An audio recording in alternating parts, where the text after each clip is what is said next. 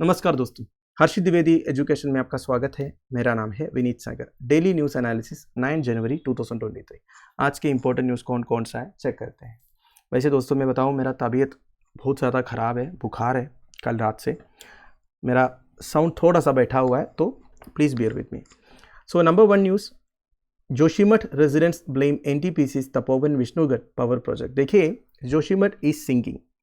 इस तरह एक वीडियो मैंने बनाया था करीब 2 दिन पहले। तो जोशीमठ एरिया में लैंड सब्सिडेंस हो रहा है दोस्तों, तो उसके लिए कुछ रीजंस बताया जा रहा है। वैसे मैंने वो वीडियो में डिटेल में बताया था क्या क्या एक्चुअल ज्योग्राफिकल रीजंस है जोशीमठ सिंक होने का। तो अभी जोशीमठ रेजिडेंट्स का कहना यह है नेशनल थर्मल पावर कॉर्पोरेशन का तपोवन विष्णुगढ़ पावर प्रोजेक्ट की वजह से ये लैंड सब्सिडेंस हो रहा है, तो उसके बारे में देखेंगे। फिर देखिए, गुजरात का अहमदाबाद में इंटरनेशनल काइट फेस्टिवल शुरू हुआ है दोस्तों, उसके बारे में देखेंगे। फिर देखिए, वेस्ट बंगाल में फर्स्ट एमसैन फैसिलिटी आया है। एमसैन मतलब मैन्युफैक्चर्ड सैंड फैसिलिटी। तो ये काफ़ी इंपॉर्टेंट न्यूज़ है, कुछ अच्छे पॉइंट्स है वो हम देखेंगे। फिर देखिए, सुप्रीम कोर्ट ने लास्ट ईयर ये रूल किया था कि अनमैरिड वीमेन जो है, बेसिकली सिंगल वीमेन 24 वीक्स तक अबॉर्शन करवा सकते हैं, पर उसका प्रॉपर इंप्लीमेंटेशन अभी तक नहीं हो पाया है। उसके बारे में देखेंगे, इसमें भी कुछ इंपॉर्टेंट पॉइंट्स हैं। फिर देखिए, Sweden and Finland NATO join करने के लिए अपना इंटरेस्ट दिखाया था। वैसे 90% ऑफ प्रोसेस कंप्लीट हुआ था, पर देखिए नाटो अगर ज्वाइन करना है तो सारे जो प्रेजेंट मेंबर कंट्रीज है उनका परमिशन की ज़रूरत है। तो टर्की अलाउ नहीं किया था, टर्की ने प्रॉब्लम क्रिएट किया था स्वीडन एंड फिनलैंड को हम ज्वाइन नहीं होने देंगे करके। पर बीच में टर्की ने बोला भी था ठीक है आप ज्वाइन कर लो, पर अभी तक वो प्रोसेस कंप्लीट नहीं हुआ है। तो इसके रिगार्डिंग स्वीडिश प्राइम मिनिस्टर ने कुछ बोला है, वो भी हम डिस्कस करेंगे। तो आगे जाने से पहले लेक्चर पर लाइक का बटन, चैनल को अब तक शेयर एंड सब्सक्राइब नहीं किया हो तो कर लीजिएगा। हमें सपोर्ट करने के लिए आप सुपर थैंक्स का ऑप्शन यूज़ कर सकते हो। वैसे दोस्तों अभी के लिए केवल मैं न्यूज़ बताऊंगा, थोड़ी देर के अंदर आपको एडिटोरियल एनालिसिस भी मिल जाएगा, ठीक है। शुरुआत करते हैं। सबसे पहला news, Joshimath residents blame NTPC's Tapovan Vishnugad power project. GS paper 3 disasters पे न्यूज़ आपको काम आएगा। देखिए, 2 दिन पहले मैंने एक वीडियो बनाया था, why Joshimath is sinking, temple collapsed in Joshimath. देखिए, जोशीमठ रीजन जो है उत्तराखंड का चमोली डिस्ट्रिक्ट में है, हिमालयास का फुटहिल्स में है। इकोलॉजिकल एक्सपर्ट्स का कहना यह है जोशीमठ रीजन जो है एक एंशियंट लैंडस्लाइड का पार्ट है, मतलब हज़ारों साल पहले एक लैंडस्लाइड हुआ था, उसी का डेब्री जहाँ पे आके गिरा था ना, उसी के ऊपर ये जोशीमठ टाउन है। तो एक्सपर्ट्स ने काफ़ी बार वार्न किया है गवर्नमेंटल एजेंसीज को, जब जोशीमठ में आप इंफ्रास्ट्रक्चरल प्रोजेक्ट्स करते हो तो ध्यान से करना है। ज़्यादा वेट जो है जोशीमठ का जो लैंड है वो बियर नहीं कर पाएगा। तो अब न्यूज़ क्या आया है, जोशीमठ के रेजिडेंट्स जो है नेशनल थर्मल पावर कॉर्पोरेशन का तपोवन विष्णुगढ़ पावर प्रोजेक्ट को ब्लेम कर रहा है अभी जोशीमठ का ये जो सिचुएशन हुआ है उसके लिए। वैसे देखा जाएगा तो जोशीमठ में जितने भी कंस्ट्रक्शंस है ना, जिसका हाइट ज़्यादा है या फिर जिसका एरिया ज़्यादा है, वो सब रेस्पॉन्सिबल है जोशीमठ का ये सिचुएशन के लिए। वैसे जोशीमठ आपको पता होगा, उसे गेट वे ऑफ बद्रीनाथ भी बोलते हैं। जो बद्रीनाथ विजिट करने के लिए जाते हैं ना, वो जोशीमठ के थ्रू ही जाते हैं। तो अभी जोशीमठ में जो सिचुएशन हुआ है उसे मॉनिटर करने के लिए नेशनल डिसास्टर मैनेजमेंट अथॉरिटी आने वाला है दोस्तों, ठीक है। वो स्टेट गवर्नमेंट को एडवाइस करेंगे किस तरह सिचुएशन को संभालना है। वैसे नेशनल डिसास्टर मैनेजमेंट अथॉरिटी क्या है? अपेक्स बॉडी है दोस्तों डिसास्टर मैनेजमेंट के लिए इंडिया में। ये 27 सितंबर 2006 को फॉर्म हुआ था, एक स्टैट्यूटरी बॉडी है, formed under disaster management act 2005। National disaster management authority में टोटल 10 मेंबर्स है, इंक्लूडिंग द चेयरपर्सन। वैसे चेयरपर्सन कौन है? Prime minister of India. So the town is experiencing land subsidence. देखिए, जोशीमठ में अब जो हो रहा है ना, बेसिकली लैंड जो सिंक हो रहा है उसका टेक्निकल टर्म है लैंड सब्सिडेंस। आपने बेसिक ज्योग्राफी में पढ़ा होगा। तो प्राइम मिनिस्टर्स ऑफिस ने एक high level review of the situation कराया है, जिसमें state and central officials, scientific experts in geology and disaster management वगैरह पार्टिसिपेट किए थे। वैसे देखा जाएगा तो जोशीमठ का ये जो सिचुएशन को समझते हुए सालों पहले जोशीमठ बचाओ संघर्ष समिति फॉर्म किया था। उन्होंने गवर्नमेंट को वार्न भी किया था कि नेशनल थर्मल पावर कॉर्पोरेशन का जो काम चल रहा है उसे खतरा है, पर तब कोई सुना नहीं। एडमिनिस्ट्रेशन तब ध्यान देना शुरू किया जब बिल्डिंग्स में क्रैक आना शुरू हुआ, ठीक है। अब तो एक टेम्पल पूरा नीचे की तरफ गया है। 2011 सेंसस के हिसाब से जोशीमठ में पॉपुलेशन कितना है? 16,000 है, ठीक है। और एडमिनिस्ट्रेटिव ऑफिशियल्स का कहना यह है टाउन में अभी के हिसाब से 20,000 पीपल रह रहे हैं। ये तो 2011 सेंसस की बात है ना, 16,000, अब तो 2022 हो गया है, ठीक है। तो अभी के हिसाब से 20,000 से ज़्यादा लोग उधर रह रहे हैं। अगला है international kite festival kicked of in Ahmedabad with great zeal enthusiasm. GS paper 1 international festivals में इन्हों आपको काम आएगा। बेसिकली फैक्ट्स फॉर प्रीलिम्स में आप ये काउंट कर सकते हो। तो इंटरनेशनल काइट फेस्टिवल कहाँ पे कंडक्ट होता है? अहमदाबाद गुजरात में सबरमती रिवर फ्रंट में कंडक्ट होता है दोस्तों, और इस फेस्टिवल को ऑर्गेनाइज करता है गुजरात टूरिज्म डिपार्टमेंट। पिछले 2 साल से हो नहीं रहा था, इस साल कंडक्ट हो रहा है। और थीम क्या है? G20 का जो थीम है ना, 1 अर्थ 1 फैमिली 1 फ्यूचर, वही थीम है इंटरनेशनल काइट फेस्टिवल का। वैसे आपको पता होगा G20 की प्रेसिडेंसी जो है इस साल इंडिया के पास है, और इंडिया का थीम क्या है? 1 अर्थ 1 फैमिली 1 फ्यूचर। वैसे पिछले साल G20 की प्रेसिडेंसी किसके पास था? इंडोनेशिया के पास। अगले साल किसके पास है? ब्राजील के पास। तो इंडोनेशिया, इंडिया और ब्राजील है G20 ट्रोइका के मेंबर्स। ठीक है, G20 ट्रोइका क्या है? प्रेजेंट प्रेसिडेंसी, प्रीवियस प्रेसिडेंसी और नेक्स्ट प्रेसिडेंसी। ठीक है, इन तीनों को G20 ट्रोइका बोलते हैं। ठीक है, सो फेस्टिवल इनॉग्रेट करते हुए chief minister of Gujarat Bhupendra Patel साहब ने बोला है, the annual turnover of the kite industry in Gujarat has reached around 625 crore rupees. तो देखिए, गुजरात में जो काइट इंडस्ट्री है, पतंग बनाने वाला जो सेक्टर है, उनका एनुअल टर्नओवर करीब 625 करोड़ रुपीस है। और ये जो इंडस्ट्री है 1,30,000 पीपल को एम्प्लॉयमेंट भी प्रोवाइड करता है। और इस साल kite flyers from around 68 countries including G20 countries are participating in the festival with their unique kites. तो देखिए, हर एक कंट्री के जो रिप्रेजेंटेटिव्स है वो अपने अपने काइट लेके आएंगे, मतलब उस कंट्री में बना हुआ जो काइट लेके आएंगे और इधर इस काइट फेस्टिवल में पार्टिसिपेट करेंगे। And A Guinness world record was created at the festival for the highest number of kite flyers from different countries flying kites simultaneously. देखिए, ये जो इंटरनेशनल काइट फेस्टिवल है ना, ये 2-3 साल पहले ही गिनेस वर्ल्ड रिकॉर्ड बुक्स में आया था, क्योंकि देखिए मतलब 2 साल पहले करीब 43 कंट्रीज से काइट फ्लायर्स पहुंचे थे। इस साल भी ये रिकॉर्ड है 68 कंट्री से। तो गुजरात में केवल अहमदाबाद में नहीं ऑर्गेनाइज हो रहा है काइट फेस्टिवल, अहमदाबाद के अलावा सूरत, वडोदरा, राजकोट, द्वारका, सोमनाथ, धोर्डो, केवडिया एक्सेट्रा, इन जगहों में भी काइट फेस्टिवल ऑर्गेनाइज होगा। So the international kite festival को उत्तरायण भी बोलते हैं दोस्तों, is one of the biggest festivals celebrated in India. Months beforehand homes in Gujarat begin to manufacture kites for the festival. तो देखिए, गुजरात में घरों में काइट्स का मैन्युफैक्चरिंग होता है। तो ये फेस्टिवल शुरू होने से महीने पहले, मतलब 2-3 महीने पहले ही ये लोग काइट्स मैन्युफैक्चर करना शुरू करते हैं। And the festival of Uttarayan marks the day when winter begins to turn into summer. जब विंटर समर में चेंज होता है ना, वो जो ट्रांसिशन है, उसी टाइम को एक्चुअली उत्तरायण बोलते हैं इंडियन कैलेंडर के हिसाब से। So it is the sign for farmers that the sun is back and that harvest season Makar Sankranti और महासंक्रांति इज अप्रोचिंग। तो फार्मर्स के लिए एक साइन है दोस्तों, ये जो उत्तरायण है, उन्हें पता चल जाएगा सन इज बैक और हार्वेस्ट सीजन अप्रोचिंग है, मतलब आने वाला है हार्वेस्ट सीजन जो है, जिसे मकर संक्रांति, महासंक्रांति, ये सब आप बोल सकते हैं। बेसिकली हार्वेस्टिंग फेस्टिवल है ना, ये जो मकर संक्रांति हो गया, बैशाखी हो गया, पोंगल, बिहू, ओणम, गुड़ी पड़वा एक्सेट्रा एक्सेट्रा। ठीक है, अगला है west Bengal gets its first M sand facility through coal India limited's green mining initiative. GS paper 3 infrastructure, energy, ये सब में आपको काम आएगा। देखिए दोस्तों, एम सैंड का मतलब क्या होता है? एम सैंड का फुल फॉर्म है मैन्युफैक्चर्ड सैंड। आपको पता है सैंड जो है इंडिया का one of the major geological resource है, और सैंड की अवेलेबिलिटी आजकल कम हो रहा है। हमारे देश में इलीगल सैंड माइनिंग वगैरह बहुत होता है, आजकल सैंड अवेलेबल ही नहीं है। कंस्ट्रक्शन एक्टिविटीज़ के लिए आजकल आर्टिफिशियल सैंड आते हैं, जिसे एम सैंड बोलते हैं। एम सैंड का फुल फॉर्म है manufactured sand. It is a form of artificial sand manufactured by crushing large hard stones into fine particles. तो बेसिकली जो बड़े बड़े पत्थर होते हैं ना, उसे क्रश करके फाइन पार्टिकल्स में बदल देंगे, ये है basically M sand. So conversion of overburden material into sand is a step to ensure environmental sustainability.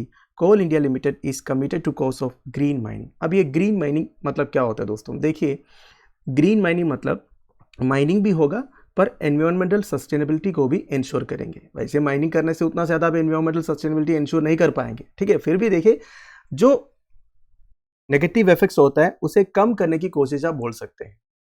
तो इधर क्या बताया जा रहा है दोस्तों? देखिए, हमारे देश में जितना कोल माइनिंग होता है ना, वो ओपन कास्ट माइनिंग होता है। ओपन कास्ट माइनिंग मतलब क्या है? इसे सरफेस माइनिंग भी बोलते हैं। इसी तरह जो माइनिंग करते हैं ना, मतलब पिट बनाएंगे, उसमें से कोल निकालेंगे, फिर गाड़ी में भर के लेके जाएंगे, ठीक है। तो हमारे देश में इस तरह के बहुत सारे कोल फील्ड्स आपको देखने को मिलेगा। तो जहाँ से ये कोल निकालते हैं ना, अब देखिए जेसीबी यूज़ करके कोल को निकालेंगे या फिर अलग अलग इक्विपमेंट्स यूज़ करके मिट्टी से कोल को निकालेंगे। अब जहाँ से निकालेंगे उधर मिट्टी भरना होता है, नहीं तो वो खाली रह जाएगा, है कि नहीं। पर क्या है ना, हमारे देश में इतनी मिट्टी की अवेलेबिलिटी नहीं है।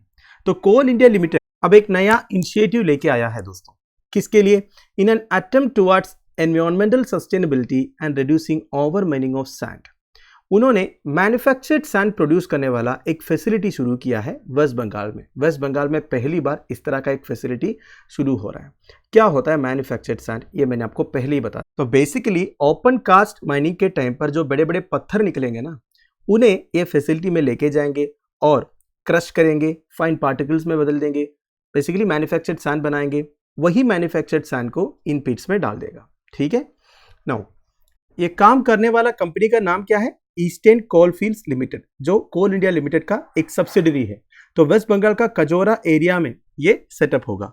वैसे ईस्टर्न कोलफील्ड्स को हर साल 12 लाख क्यूबिक मीटर सैंड की जरूरत है फॉर स्टोइंग। स्टोइंग का मतलब क्या होता है? Sand filling mined out portions. तो जो माइंड आउट पोर्शन से उधर सैंड फिल करने का जो प्रोसेस है ना, उसे स्टोइंग बोलते हैं। ठीक है।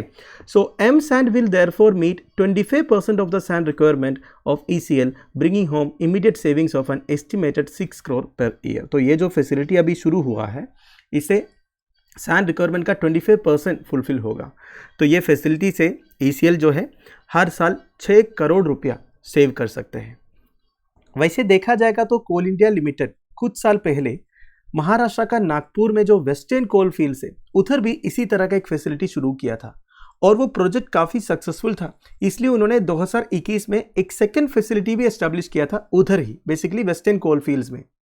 तो at 6.10 lakh cubic metre per year production capacity, this is the largest such facility in India. तो ध्यान दीजिएगा, इंडिया में एम सैंड प्रोड्यूस करने वाला लार्जेस्ट फैसिलिटी कहाँ पे है? नागपुर में है, western coal fields. So with the West Bengal facility, Coal India Limited's total M sand producing capacity stands at 9.86 lakh cubic metre per year. तो वेस्टर्न कोल फील्ड्स और eastern coal fields दोनों को मिला के कोल इंडिया लिमिटेड का total M sand producing capacity अभी के हिसाब से कितना है? 9.86 lakh cubic metre per year. ठीक है। According to the company, 6 more M sand projects of a combined capacity of 19.8 lakh cubic meter per year are under implementation। तो और भी M sand producing facilities शुरू करने का प्लान है दोस्तों, और कोल इंडिया लिमिटेड का टोटल कंबाइंड कैपेसिटी होगा 9.80 जब ये सारे फैसिलिटीज इंप्लीमेंट होगा। तो ये जो 19.8 lakh cubic metre per year facility में से 3.05 lakh cubic metre per year facility आने वाला है Amlohri under Madhya Pradesh headquartered northern coal fields में। ठीक है। ये बहुत जल्दी शुरू भी होने वाला है। Now Coal India Limited's decision to manufacture sand is a step towards sustainability, particularly when illegal mining from river beds and river banks have adverse effect on river morphology. देखिए आजकल हमारे जितने रिवर्स है ना, उनका पूरा जो मॉर्फोलॉजी है वो चेंज हो चुका है, क्योंकि देखिए रिवर बैंक्स में से काफ़ी सारा इलीगल सैंड माइनिंग होता है। वैसे इलीगल सैंड माइनिंग के रिगार्डिंग मैंने एक वीडियो बनाया था चैनल पर, आप हर्षित दीदी नाम के साथ सर्च कर सकते हो। तो सीएल ने ये जो डिसीजन लिया है ना सैंड प्रोड्यूस करने का, ये बेसिकली एक अच्छा स्टेप आप बोल सकते हैं towards environmental sustainability. A publication by the Ministry of Mines titled Sand Mining Framework in the year 2018 points out that total sand consumption in India was around 700 million tons in 2016-17 and it is increasing by 6 to 7% annually. Very important data Ministry of Mines की तरफ से sand mining framework करके एक publication release हुआ था 2018 में। उनके हिसाब से इंडिया का टोटल सैंड कंजप्शन जो है 700 मिलियन टन्स था 2016-17 फाइनेंशियल ईयर में, और हर एक साल 6 to 7% इंक्रीज भी हो रहा है दोस्तों। ठीक है। Illegal mining of sand from river beds and river banks is rampant across several districts in north and south west Bengal. तो north and south west Bengal में ये इलीगल सैंड माइनिंग बहुत होता है दोस्तों। वैसे आपने सुना होगा सैंड माफिया वगैरह ऑपरेट होता है दोस्तों, आपके भी स्टेट में होता होगा, हमारे स्टेट में भी होता है, और ये सैंड माफिया का कनेक्शन रहता है लोकल पॉलिटिशियंस के साथ, एडमिनिस्ट्रेशन के साथ, है कि नहीं। अगला है Why the Supreme Court order on abortion is not helping women? GS paper 1 issues related with women में न्यूज़ आपको काम आएगा। देखिए लास्ट ईयर सितंबर में सुप्रीम कोर्ट का एक 3 जज बेंच एक जजमेंट पास किया था that unmarried women too can terminate their pregnancy until 24 weeks. मतलब प्रेग्नेंट होने के 24 वीक्स के अंदर अनमैरिड वीमेन भी अबॉर्शन करवा सकते हैं। इस तरह सुप्रीम कोर्ट का जजमेंट था। पर देखिए दोस्तों, आज भी अगर कोई अनमैरिड वीमेन 24 वीक से पहले अपना अबॉर्शन करवाना चाहती है तो हॉस्पिटल अथॉरिटीज़ मना कर देते हैं। तो इसी के बारे में एक न्यूज़ है दोस्तों। अब प्रॉब्लम क्या है ना, सुप्रीम कोर्ट ने तो रूल किया है अनमैरिड वीमेन अपनी प्रेगनेंसी टर्मिनेट कर सकता है 24 वीक्स के अंदर, पर मेडिकल टर्मिनेशन एक्ट 1971 का जो अमेंडमेंट आया था 2021 में, उस एक्ट के हिसाब से जो रूल्स फ्रेम हुआ उसमें क्या लिखा है that single women are not permitted to abort after 20 weeks.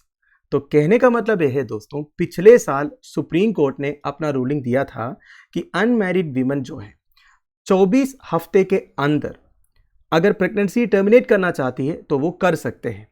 पर medical termination of pregnancy amendment rules 2021 में अभी भी वही लिखा हुआ है, it does not permit single women to abort after 20 weeks. तो जब तक ये रूल्स में अमेंडमेंट नहीं लेके आएंगे कोई भी हॉस्पिटल अथॉरिटीज ये काम करने वाला नहीं है, क्योंकि अगर करेंगे तो डॉक्टर्स के ऊपर भी इंडियन पीनल कोड के सेक्शंस चार्ज होगा।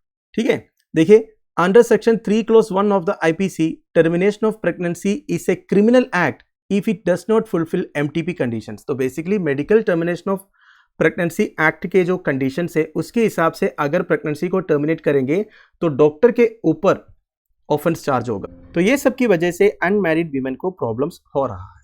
वैसे देखा जाएगा तो सुप्रीम कोर्ट का जो जजमेंट है वो काफ़ी प्रोग्रेसिव है कि नहीं, पर जब तक एमटीपी अमेंडमेंट रूल्स 2021 में चेंजेस नहीं लेके आओगे तब तक कोई फायदा नहीं है। ठीक है, नाउ ऊपर से एमटीपी अमेंडमेंट रूल्स 2021 के हिसाब से 20 वीक्स के बाद एक अनमैरिड वीमेन को अगर अबॉर्शन करवाना है तो वो स्पेशल कैटेगरीज के वीमेन होना चाहिए, जैसे कि survivors of sexual assault, minors, widows और डिवोर्सीज, वीमेन विथ डिसेबिलिटीज, ये मैलफॉर्म्ड फीटस मतलब बच्चा अगर ठीक नहीं है, और women stuck in humanitarian emergencies, अगर कोई ह्यूमैनिटेरियन इमरजेंसी सिचुएशन में वीमेन फंस गया है और वो प्रेग्नेंट हो गया है, तो ये सब के लिए अबॉर्शन परमिटेड है after 20 weeks also as per the MTP amendment rules 2021। पर सुप्रीम कोर्ट का जजमेंट एकदम क्लियर था, unmarried women under who are pregnant and gestation period 24 weeks के अंदर है तो वो अबॉर्शन करवा सकते हैं। तो ये सब पॉइंट्स को लेके निखिल दत्तर, ये senior gynaecologist and medical director at Cloud Nine hospital, एक स्पेशल लीव पिटीशन फाइल करने वाला है सुप्रीम कोर्ट में। इसके बारे में अभी ये न्यूज़ आया है दोस्तों। वैसे डॉक्टर दत्तर के हिसाब से प्रेजेंट एमटीपी अमेंडमेंट रूल्स 2021 में काफ़ी ड्रॉबैक्स हैं। उसमें से एक है currently there is no mechanism under the rules to monitor the movement of abortion pills. देखिए अबॉर्शन पिल्स जो है मार्केट में अवेलेबल है, उसका मूवमेंट को मॉनिटर करने के लिए कोई proper mechanism medical termination pregnancy rules 2021 में नहीं है। For example mifepristone and misoprostol, ये दो पॉपुलर ड्रग्स है दोस्तों जो मेडिकल अबॉर्शन के लिए यूज़ करते हैं। ये बेसिकली क्लिनिक्स में यूज़ होता है, but this clinics are not registered as approved places under section 4 of the MTP act. तो एमटीपी एक्ट का सेक्शन 4 के हिसाब से ये जो क्लिनिक्स है ये अप्रूव्ड नहीं है, मतलब वो मिफेप्रिस्टोन, मिसोप्रोस्टोल जैसे पॉपुलर ड्रग्स को यूज नहीं कर सकता। So there is no mechanism created in the law for collection of data from clinics और डॉक्टर्स प्रिस्क्राइबिंग दिस पिल। कहने का मतलब यह है अगर कोई clinic illegally mifepristone and misoprostol जैसा पॉपुलर ड्रग्स प्रिस्क्राइब कर रहा है किसी का अबॉर्शन करवाने के लिए, तो ये तो गलत है ना। पर इस तरह के क्लिनिक्स या डॉक्टर्स के बारे में कोई डाटा कलेक्ट करने का मैकेनिज्म नहीं है प्रेजेंट एमटीपी रूल्स में, तो ये सब चेंज करने की ज़रूरत है। ठीक है, इसके अलावा that the current MTP amendment has created a new institution called medical board. देखिए करंट एमटीपी रूल्स के हिसाब से एक मेडिकल बोर्ड करके इंस्टीट्यूशन क्रिएट किया है, मतलब ये बोर्ड डिसाइड करता है किसी का अबॉर्शन होना है या नहीं होना है। मतलब ये बोर्ड के पास जाता है 20 वीक्स के बाद अगर किसी को अबॉर्शन करवाना है तो ये बोर्ड का परमिशन लेना ज़रूरी है। वैसे अबॉर्शन से रिलेटेड एक डिटेल्ड वीडियो ऑलरेडी चैनल में अवेलेबल है, आप देख सकते हैं। ठीक है, उसमें मेडिकल टर्मिनेशन एक्ट 1971 और अमेंडमेंट एक्ट 2021 ये सब के बारे में डिटेल में बताया हुआ है। ठीक है, तो ये मेडिकल बोर्ड के बारे में बात करते हैं। ये मेडिकल बोर्ड में क्या है ना, कौन कौन है देखिए, एक गायनेकोलॉजिस्ट है, एक पीडियाट्रिशियन है, रेडियोलॉजिस्ट है एंड सो ऑन। अब ये बोर्ड में केवल गायनेकोलॉजिस्ट के पास वो ट्रेनिंग है, क्वालिफिकेशन है, एक्सपीरियंस है अबॉर्शन से रिलेटेड एक फाइनल डिसीजन लेने का। है कि नहीं। बाकी जो रेडियोलॉजिस्ट है, पीडियाट्रिस्ट है, वो क्या डिसीजन लेंगे, अबॉर्शन से रिलेटेड या फिर गायनोकोलॉजी से रिलेटेड सबसे ज्यादा किसको पता है, गायनोकोलॉजिस्ट को पता है। तो जब बोर्ड एक डिसीजन लेगा, ठीक है, on basis of majority of the votes, opinion of one gynaecologist may go unheard. मतलब मान लीजिए बोर्ड में 5 लोग हैं, एक गायनोकोलॉजिस्ट है, गायनोकोलॉजिस्ट ने बोला ना, पर बाकी चारों ने बोला, जिनके पास कोई क्या बोलते हैं क्वालिफिकेशंस नहीं है, वो बोला हाँ, तो डिसीजन क्या होगा, हाँ ही डिसीजन होगा, है कि नहीं। तो डॉक्टर दत्तर का कहना यह है, the act should be amended such that gynaecologist is empowered to take final decision after consultation of all members of the board. Final decision लेने का जो पावर है वो गायनोकोलॉजिस्ट के पास होना चाहिए। तो इस तरह के अमेंडमेंट्स ये एमटीपी रूल्स में करना चाहिए करके डॉक्टर दत्तर का कहना है। देखते हैं अब सुप्रीम कोर्ट क्या बोलेंगे। अगला है, Sweden can't meet some of Turkey's demands for NATO bid, PM says. GS paper 2 international relations में न्यूज आपको काम आएगा। देखिए पिछले साल तो बहुत न्यूज आ रहा था कि स्वीडन एंड फिनलैंड जो है North Atlantic Treaty Organization join करने वाला है करके। वैसे अभी के हिसाब से नाटो में टोटल 30 मेंबर स्टेट्स हैं। अगर एक नया मेंबर स्टेट को नाटो में इंक्लूड करना है तो सारे जो मेंबर स्टेट्स है ना, 30 आउट ऑफ 30 मेंबर स्टेट्स, उनका परमिशन की जरूरत है। पर जब से स्वीडन एंड फिनलैंड ने अपना बिड दिया है नाटो ज्वाइन करने के लिए, टर्की एंड हंगरी अपोज किया है। पर देखिए हंगरी मान लिया है पर टर्की अभी तक माना नहीं है, तो इसी वजह से यह रुका हुआ है। तो स्वीडन का प्राइम मिनिस्टर का कहना यह है, टर्की का कुछ डिमांड्स ऐसे हैं जो स्वीडन कभी एक्सेप्ट नहीं कर सकते। मतलब देखिए टर्की ने बोला है स्वीडन को कुछ करने के लिए, ठीक है, अगर वो करेंगे तभी वो अलो करेंगे स्वीडन को नाटो ज्वाइन कर। वैसे टर्की का ज्यादातर डिमांड जो है वो कुर्दिश डायस्पोरा से रिलेटेड है। इसके बारे में हमने काफी बार डिस्कस किया है दोस्तों। बेसिकली टर्की जो है कुर्दिश मिलिटेंट्स के अगेंस्ट फाइट कर रहा है। कुर्दिश मिलिटेंट्स का डिमांड क्या है दोस्तों, उनका एक कुर्दिस्तान होना चाहिए जिसमें टर्की का कुछ पार्ट्स आएंगे, ईरान का कुछ पार्ट्स आएंगे, इराक का कुछ पार्ट्स आएंगे और सीरिया का भी कुछ पार्ट्स आएंगे। मैं आपको मैप में दिखा, ये देखिए दोस्तों, इधर आपको टर्की दिख रहा है, इधर आपको ईरान दिख रहा है, इधर आपको इराक दिख रहा है, ये सीरिया दिख रहा है। तो चारों कंट्रीज का थोड़ा थोड़ा पार्ट्स जो है वो सब मिला के एक कुर्दिस्तान होना चाहिए। ये कुर्दिश मिलिटेंट्स का डिमांड है जिसे टर्की बिल्कुल नहीं मानेंगे। तो कई सालों से टर्की जो है कुर्दिश मिलिटेंट्स के अगेंस्ट फाइट कर रहा है। अब टर्की का कहना यह है दोस्तों कि स्वीडन में कुर्दिश डायस्पोरा बहुत रहते हैं। स्वीडन का एक सॉफ्ट स्टैंड है कुर्दिश लोगों के। तो टर्की ने कहा है ये नहीं चलेगा, कुर्दिश मिलिटेंट्स के अगेंस्ट फाइट करने के लिए स्वीडन को भी टर्की के साथ ज्वाइन करना पड़ेगा, ठीक है।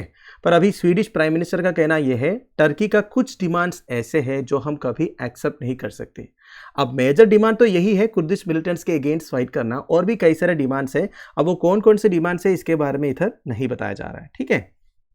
नाटो के बारे में कुछ बेसिक डिटेल्स बता देता हूँ। North Atlantic Treaty Organization that is NATO एक मिलिट्री अलायंस है established by the North Atlantic Treaty, जिसे वाशिंगटन ट्रीटी भी बोलते हैं, ऑन अप्रैल 1949। तो बेसिकली कोल्ड वॉर के टाइम पर सोवियत यूनियन को रेसिस्ट करने के लिए United States of America, Canada और सेवरल वेस्टर्न यूरोपियन कंट्रीज ने मिलकर क्रिएट किया था नॉर्थ अटलांटिक ट्रीटी ऑर्गेनाइजेशन।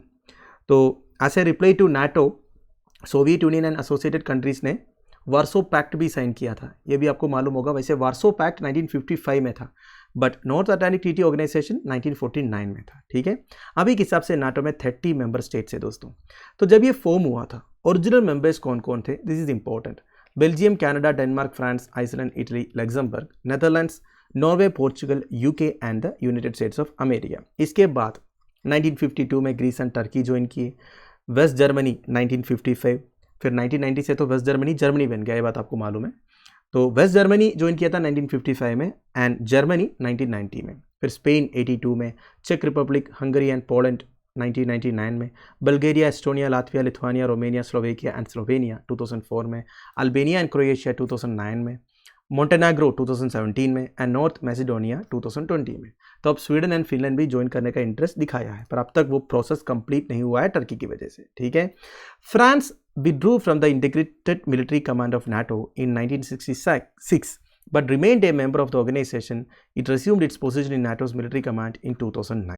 तो बेसिकली कुछ टाइम के लिए फ्रांस नाटो का इंटीग्रेटेड मिलिट्री कमांड से अलग हुआ था, पर नाटो का मेंबर था।